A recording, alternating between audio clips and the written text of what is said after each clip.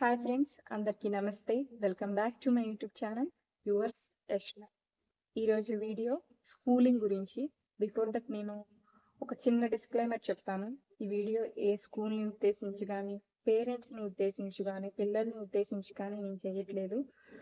But just schooling అనే పేరుతో మనల్ని మనం ఎలా మోసం చేసుకుంటున్నాం, పిల్లల్ని ఎట్లా మోసం చేస్తున్నాం అని మనకి తెలియకుండా చేస్తున్నాము.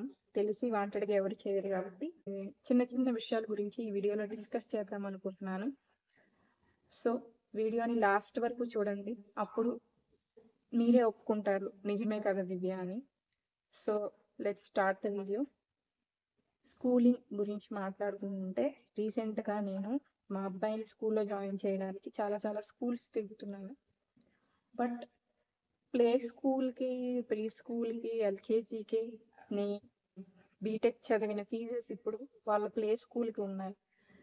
సో నాకు ఒక్కసారి అర్థం కాలేదు, ఇంత డిమాండ్ ఎందుకు ఎడ్యుకేషన్కి? ఇంత మనీ స్పెండ్ చేసి మనం వాళ్ళకి ఏం నేర్పిస్తున్నాము, ఏం నేర్పించడానికి ట్రై చేస్తున్నాము అని నాకు ఒక ఆలోచన వచ్చింది.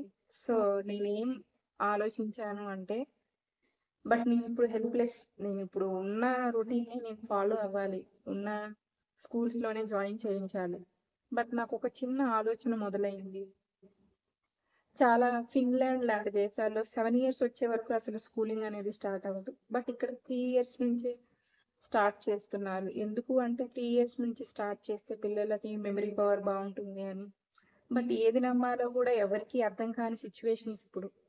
అలా ఉంది జనాల పరిస్థితి, పేరెంట్స్ పరిస్థితి, పిల్లల పరిస్థితి ఇంకా దారుణం. వాళ్ళు అసలు మనమే ఇంత కన్ఫ్యూజన్లో ఉండి జాయిన్ చేస్తూ ఉంటే, జాయిన్ అయ్యి అక్కడ వాళ్ళు ఫేస్ చేస్తున్న సిచ్యువేషన్స్ మనకి చెప్పుకోలేరు.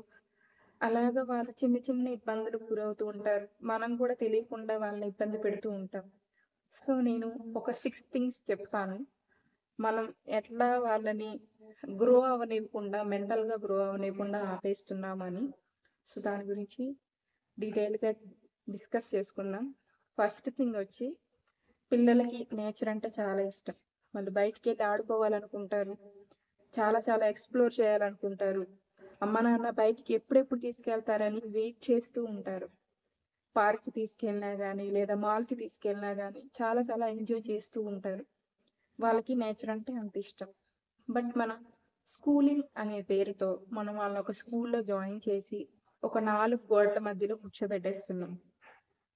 సో మనంతట మనమే మన పిల్లాడికి మానసిక ఎదుగుదలని ఇవ్వకుండా ఒక స్కూలింగ్ అనే జోన్లో కూర్చోబెడుతున్నాము.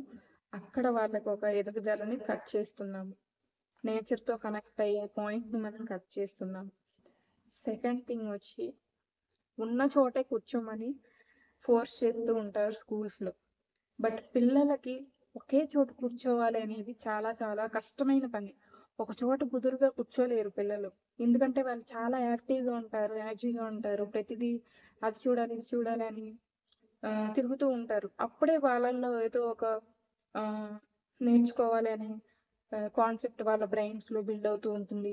ఇది అని ఎక్స్ప్లోర్ చేస్తూ ఉంటారు. మనం ఏం చేస్తాం, ఒక చోటే కూర్చోవాలి అని వాళ్ళని ఉన్న చోటే కూర్చునేలాగా ఫోర్స్ చేసి సిట్ ప్రాపర్లీ అని చెప్పి అక్కడ కూర్చో.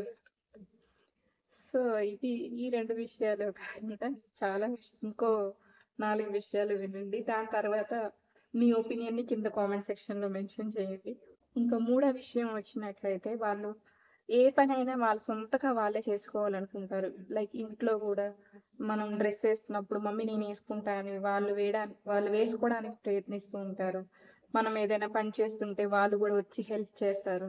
సో వాళ్ళకి, చిన్నపిల్లలకి వాళ్ళు ఏమి ఇష్టపడతారంటే, వాళ్ళ చేతులతో వాళ్ళు చేస్తే, వాళ్ళ పనులు కానీ మనకి హెల్ప్ చేసినా కానీ ప్రతిదీ వాళ్ళ చేతులతో వాళ్ళు చేయాలి అని కోరుకుంటారు. బట్ మనం ఏం చేస్తామంటే, కూర్చోబెట్టి బోర్డ్ మీద theories, explanations, ideas, HS is equal to RHS అని ఇవన్నీ ప్రూవ్ చేస్తూ ఉంటాము. అసలు లాజిక్ లేదు కదా. వాళ్ళకి ఏం నేర్పించాలనుకుంటున్నాం అనేది మనం ఎక్స్పీరియన్స్, వాళ్ళ ద్వారా వాళ్ళ ఎక్స్పీరియన్స్ అయితే వాళ్ళకి ఇంకా బాగా గుర్తుంటుంది. బట్ మనం అది ఇంకా డెవలప్ చేసుకోవాలి మన ఎడ్యుకేషన్ సిస్టంలో. అది ఎప్పటికవుతుందో కానీ మనకి తెలియదు. మనం ఎలాగో నేర్చుకోలేకపోయాం. సో ఈ జనరేషన్ అయినా రీసెర్చ్ ద్వారా వాళ్ళు నేర్చుకుంటారు. వాళ్ళ చేతులతో వాళ్ళు చేయగలిగి వాళ్ళ చేతులతో వాళ్ళు ఎక్స్పెరిమెంట్స్ చేస్తూ సొంతగా నేర్చుకుంటారు అని ఎక్స్పెక్ట్ చేస్తున్నాను. బట్ అది ఎప్పుడు పాసిబుల్ అవుతుందో నాకు కూడా తెలియదు. నాలుగో విషయం ఏంటి అంటే వాళ్ళు ప్రతిదీ అర్థం చేసుకోవడానికి ప్రయత్నిస్తారు. కానీ మనం ఏం చేస్తాం, రేపు ఎగ్జామ్‌లో ఈ క్వెషన్ చాలా ఇంపార్టెంట్. దీన్ని బాగా గుర్తుపెట్టుకోండి. గుర్తుపెట్టుకొని ఎగ్జామ్‌లో బాగా రాయండి అని చెప్పి. గుర్తుపెట్టుకోవడానికి మెయిన్ ఏం చేస్తారు, రిపీటెడ్‌గా చదవాలి. అలా 2, 3 సార్లు చదవడం వల్ల ఏమవుతుందంటే అది బట్టి పట్టుకోవడం అయిపోతుంది. సో మనం వాళ్ళని అర్థం చేసుకోవడానికి ప్రయత్నించకుండా మనమే బట్టి పట్టండి అని ఫోర్స్ చేస్తూ ఎగ్జామ్‌లో ఎక్కువ మార్క్స్ తెచ్చుకోవాలి అని మనమే వాళ్ళని కాన్సెప్ట్‌ని అర్థం చేసుకోనివ్వకుండా చేస్తున్నాం. ఐదో విషయం వచ్చి పిల్లలకి మాట్లాడడం అంటే చాలా ఇష్టం. ప్రతి ఒక్కరితో చాలా ఏదో ఒకటి మాట్లాడుతూ ఉంటారు. చాలా ప్రేమగా మాట్లాడుతూ ఉంటారు. వాళ్ళకొచ్చిన ఐడియాస్ అన్ని షేర్ చేసుకుంటూ ఉంటారు.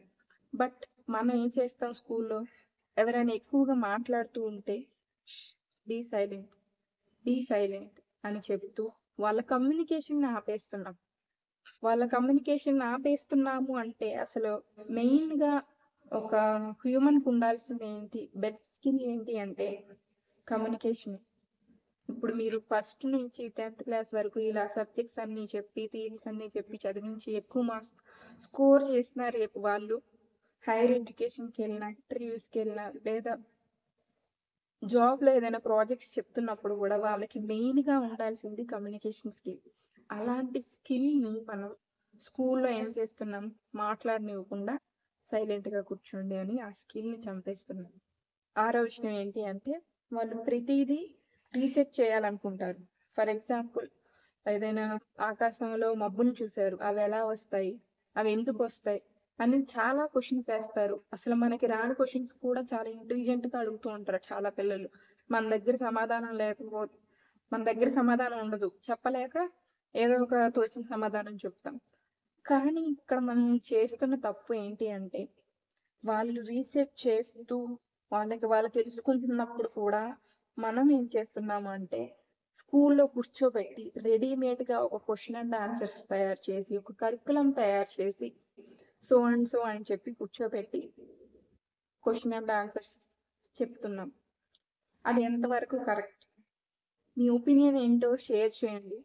మార్క్ ట్రైన్ ఒకసారి ఏం చెప్పారంటే, మీ పిల్లాడి చదువుకి మీ స్కూలింగ్ అనే ఆప్షన్ ఆటంకంగా మారకుండా చూసుకోండి.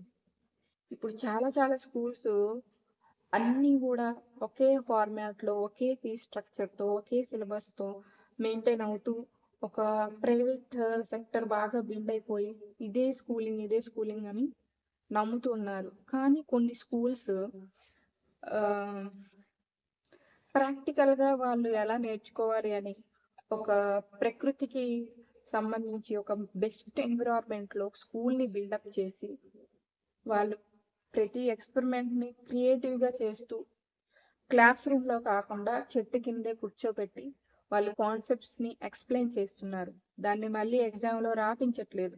పిల్లలు స్వయంగా వాళ్ళ చేతులతో వాళ్ళే ఎక్స్‌పెరిమెంట్స్ చేస్తూ దాని నుంచి నేర్చుకుంటున్నారు.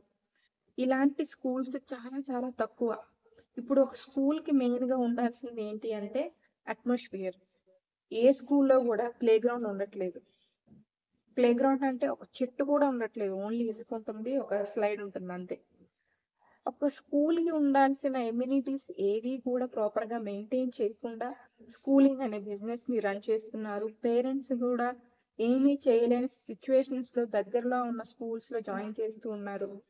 సో ఇది ఎవరి తప్పు, ఎవరిని నిందించాలో మనమే బ్లేమ్ తీసుకోవాలో తెలియట్లేదు. మీ ఒపీనియన్‌ని కింద కామెంట్ సెక్షన్‌లో మెన్షన్ చేయండి. వీడియోని చివరి వరకు చూసినందుకు చాలా థ్యాంక్ యూ. వీడియోని చూస్తున్నారు కానీ సబ్స్క్రైబ్ చేసుకోవట్లేదు. Please do like, share and subscribe to my channel yours. Bye bye.